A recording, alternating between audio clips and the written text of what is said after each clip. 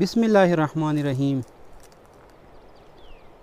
والدین چې کوم دي دا د کامیابۍ درپیه دی، واقعا چې انسان بلندۍ ته رسوي. نن غواړم چې د همدې ضمن کې یوه ښکلې کیسه تاسو ته وړاندې کوم. چې یوې علاقې کې یو پلار خپل بچي سره روان شو، لاړو بازار ته. که لاړل بازار ته، که تاسو لیدلي وي اکثرو ځایو کې میلې لګېږي.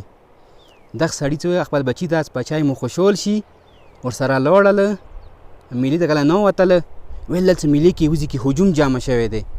چې هجوم جامع شوی دی، څه یې وکړل، دغه سړي سترګې غړولې څه شي ته، هغه شی لیدلو. اوس د بچي ښه څه نه لیده، ویل د وړوکی و، د قد نه وړوکی و، دې هغه نه شو لیدلی. څه یې وکړل، پلار ته یې ویله چې پلار یې وخوړل، د پلاره لږ مو ډینګ که، زه دې نه کسم، تا ته برېښي ما ته نه برېښي.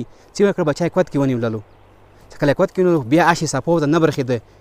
ویله پلاره ما ته د صحیح نه برېښي دا شیان، لږ نور راډینګ که. پلار څه وکړل، هغه یې مټ باندې کېنولو. چې کله مټ باندې کېنولو، نو هغه ویلې هغه ټولو نه ډینګ شولو. چې کله هغه ټولو نه چې شولو ډینګ شولو، نو هغه ته بلکل هغه کوم کیل شروع و، هغه ښه صفا لیدلو. اوس پلار دې صحیح نه کسي، خو بچی دې چې کسي، صفا کسي. دې ټایم کې بچي څه وکړل، پلار یې په سر باندې ویلې کړلو، پلاره اوکسه اوکسه، څومره ښکلی شی دی، ښکلی کیل ده کوي، څومره ښکلی کیل ده کوي.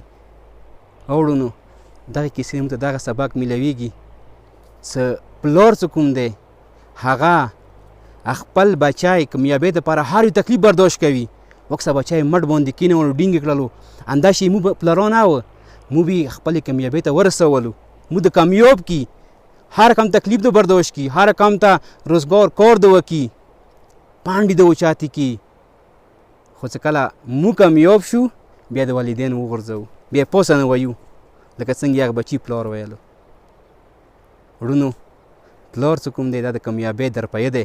کله تا بام ته وخېجېږي، بیا پلار کوزه پرې نه ږدوي. پلار ځان سره بیا دوباره آس اوچات که.